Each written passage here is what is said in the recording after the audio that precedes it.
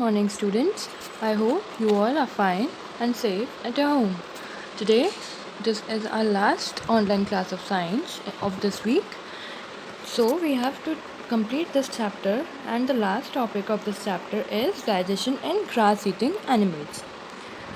We read about digestion in humans previously. Now, we will read कि animals में digestion कैसे होता है, जो grass eating animals है mainly उनमें. Let's start it. Have you observed cows, buffaloes, and other grass eating animals chewing continuously even when they are not eating? Actually, they quickly swallow the grass and store it in a part of the stomach called rumen. Figure 2.9. Now, see, we all have seen the cows, buffaloes, and other grass eating animals. अब हम सब ने देखे हैं ये cows, buffaloes और grass eating animals होते हैं. वो हमेशा उनका जो माउथ होता है वो चलता ही रहता है. वो फूड को हमेशा च्यू ही करते हैं continuously. You all must have observed, है ना. So even when they are not eating, कि हमने कुछ उन्हें भले खाने के लिए नहीं दिया होता है, but still they use to chew the food in their mouth. So why does it happens?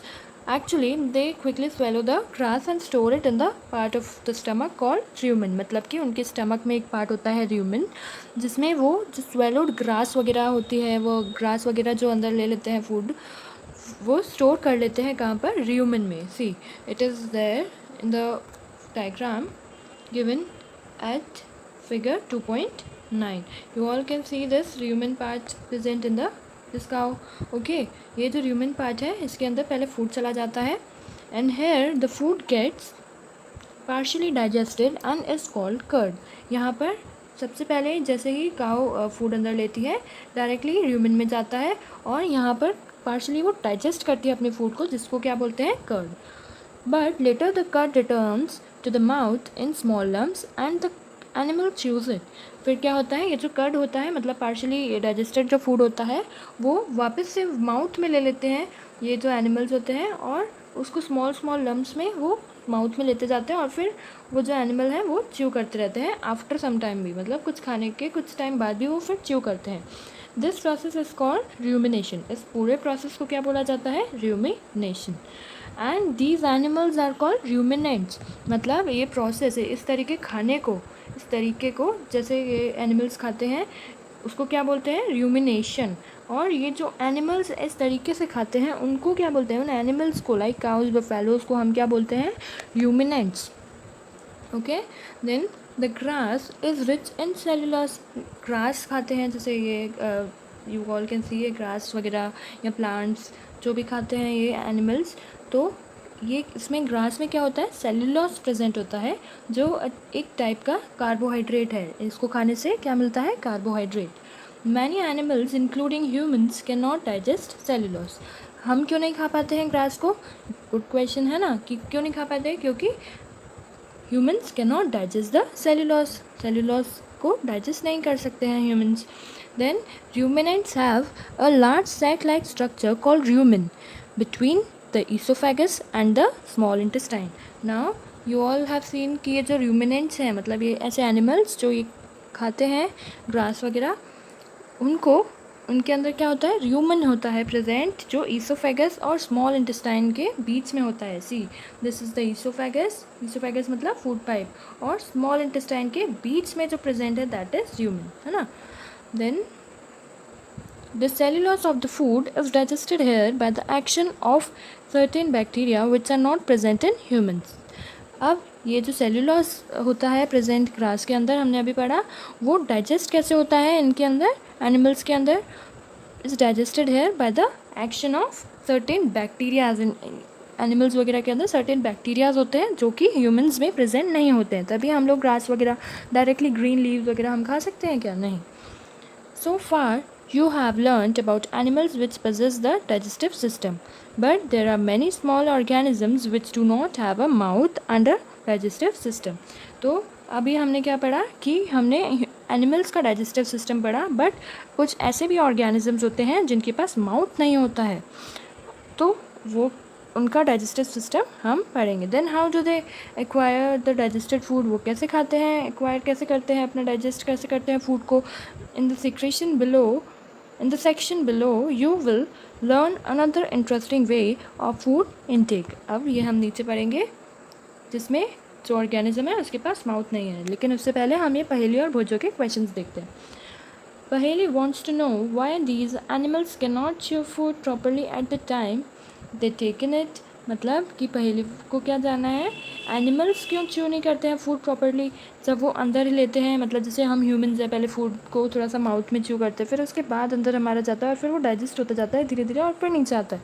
But इनका क्या होता है कि पहले डायरेक्टली अंदर जाता है, फिर उसके बाद डाइजेस्ट होके बाहर आता है, इसलिए तो इनको र्यूमिनेंट्स बोलते हैं, है ना। तो ये प्रोसेस है। Next, Boojho wants to know why we can not digest cellulose like the cattle do. मतलब भोजो को क्या पूछना है, जो कैटल्स हैं वो सेलुलोज को डाइजेस्ट कर लेते हैं, तो why we can not digest cellulose, हम क्यों नहीं डाइजेस्ट कर पाते हैं सेलुलोज को। बिकॉज हमारे अंदर वो बैक्टीरियाज नहीं हैं जो किसके अंदर प्रेजेंट होते हैं, कैटल्स वगैरह के अंदर। हमने पढ़ा ना, action of certain bacterias which are not present in humans, जो ह्यूमंस में प्रेजेंट ही नहीं होते हैं, इसलिए सेलुलोज को ह्यूमंस डाइजेस्ट नहीं कर पाते।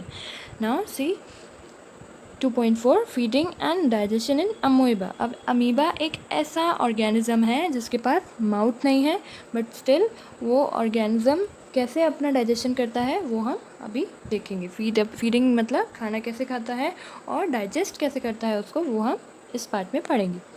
Amoeba is a microscopic single-celled organism found in pond water. Amoeba has a cell membrane, a rounded dense nucleus, and many small bubble-like vacuoles in its cytoplasm. अब you all can see this amoeba in figure 2.10, 2.10, है ना। तो ये amoeba है।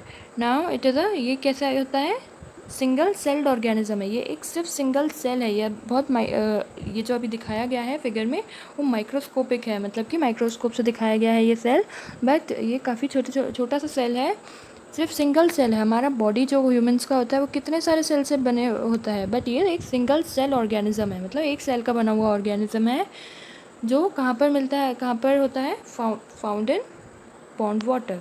Okay, amoeba has a cell membrane. अब amoeba में क्या क्या होता है देखिए, सेल मेम्ब्रेन होता है, राउंडेड डेंस न्यूक्लियस होता है, सी न्यूक्लियस है। Okay, then and many small bubbles like vacuoles, vacuoles भी होते हैं इसके अंदर, जैसे कि फूड वैक्यूल दिख रहे हैं, छोटे छोटे small bubbles like. Okay, cytoplasm में ये जो आपको स्ट्रक्चर दिख रहा है, ये सारी जो ऑब्जेक्ट, ये सारी जो चीज़ें हैं वो ये साइटोप्लाज्म में ही हैं, ठीक है। ये है आपका साइटोप्लाज्म, ये जो दिख रहा है आपको स्किन कलर का, दैट जेल लाइक स्ट्रक्चर होता है वो, उसको कहते हैं cytoplasm. Amoeba constantly changes its shape and position. It pushes out one or more finger-like projections called pseudopodia or false feet for movement and capture of food. Now what they are saying कि जो amoeba होता है वो अपना shape constantly change करता है और अपना पोजीशन भी चेंज करता है। क्यों? बिकॉज इट पुशेज, कैसे करता है ये, इट पुशेज आउट वन और मोर फिंगर लाइक प्रोजेक्शन। ये आपको दिख रहा है, ये फिंगर लाइक प्रोजेक्शन, ये फिंगर बना के और बाहर, मतलब बाहर की तरफ पुश करता है अपने पार्ट्स को, फिंगर लाइक प्रोजेक्शन बनाता है, जिसको हम क्या बोलते हैं, सूडोपोडिया। ये लिखा है सूडोपोडियम, ये जो फिंगर लाइक प्रोजेक्शन है उसको बोलते हैं सूडोपोडिया। ओके, एक फिंगर लाइक प्रोजेक्शन को, और फॉल्स फीट भी बोल सकते हैं, for movement and capture of food. क्यों बनाता है ये फिंगर लाइक प्रोजेक्शन, ताकि जो फूड है वो कैप्चर कर सके। Amoeba feeds on some microorganisms. When it senses food, it pushes out pseudopodia around the food particle and engulfs it. The food becomes trapped in the food vacuole. Now see, ये जो pseudopodia है वो क्या करता है, इस तरीके से फूड पार्टिकल्स को, ये आपकी फिगर में क्लियरली दिखाया गया है कि ये लाइक हमारा ये छोटा सा फूड पार्टिकल है, इसको कैसे करते हैं, ये अपनी फिंगर लाइक प्रोजेक्शन से इसको कैप्चर करते हैं, ताकि ये जो फूड है वो फूड वैक्यूल्स के अंदर आ सके। ऐसे ही कैप्चर करते जाते हैं और फिर जो फूड है वो अंदर आ जाता है, तो फिर ये फूड को कहाँ पे पास कर देते हैं, फूड वैक्यूल में। उसके बाद क्या होता है, the digestive juices are secreted into the food vacuoles. अब फूड वैक्यूल के अंदर पहुंचने के बाद जो डाइजेस्टिव जूसेस होते हैं वो प्रोड्यूस होना चालू हो जाते हैं, जो एक्ट करते हैं फूड पे, they act on the food. मतलब जो डाइजेस्टिव जूसेस सीक्रेट करता है फूड वैक्यूल, वो फूड पर एक्ट करने लगते हैं, मतलब खाने को पचाने के लिए, मतलब कि डाइजेस्ट करने के लिए, and break it into the simpler substance, और फूड को सिंपलर सब्सटेंस में ब्रेक करते हैं। Gradually the digested food is absorbed, gradually धीरे धीरे क्या होता है, जो डाइजेस्टेड फूड जो सिंपलर फॉर्म में आ गया, मतलब डाइजेस्ट हो गया, डाइजेस्टेड फूड बन गया हमारा, उसको एब्जॉर्ब करते जाते हैं। एब्जॉर्प्शन का प्रोसेस चालू हो गया। The absorbed food substance are used for, मतलब कि अब जो वो फूड है वो किस लिए यूज़ किया जाता है, for growth and maintenance and multiplication. The undigested residue of the food is expelled out of the vacuole, और जो बाकी का बचा हुआ होता है, जो एब्जॉर्ब होता है, वो तो मेंटेनेंस, ग्रोथ और मल्टीप्लिकेशन, मतलब कि उनको उनकी ग्रोथ के लिए, मेंटेनेंस के लिए और उनको बढ़ाने के लिए 1 से 2 अमीबा बन जाते हैं, तो इस मल्टीप्लिकेशन के लिए ये काम आता है एब्जॉर्ब फूड। और जो वेस्ट मटेरियल होता है वो वैक्यूल के थ्रू एक्सपेल्ड आउट हो जाते हैं, मतलब बाहर निकाल दिए जाते हैं। The basic process of digestion of food and release of energy is the in all the animals, मतलब ये जो बेसिक प्रोसेस होती है डाइजेशन की, फूड को डाइजेस्ट करने की और एनर्जी रिलीज़ करने की, ये सारे एनिमल्स में सेम ही होती है। सबको फूड चाहिए, एनर्जी चाहिए फॉर गेटिंग द न्यूट्रिएंट्स ताकि हमारी बॉडी को मिले, ताकि हम जो फंक्शन है हमारी बॉडी के दैट कैन बी परफॉर्म्ड। सो ये सारे एनिमल्स में ही होता है, ह्यूमंस में, एनिमल्स में, ये सब चीज़ें सेम है, बट तरीका अलग है, प्रोसेस अलग है इसकी। In a later chapter you will learn about the transport of food absorb by the intestine to the various parts of the body. आगे चैप्टर्स में आप पढ़ेंगे कि ट्रांसपोर्ट कैसे होता है ये food various parts of body में हमारे। Okay, so students, here we end up the chapter.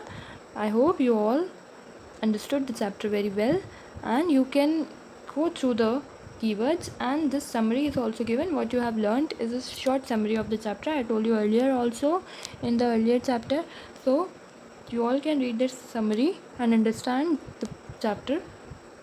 Okay, and start learning the notes which are given by the school, so that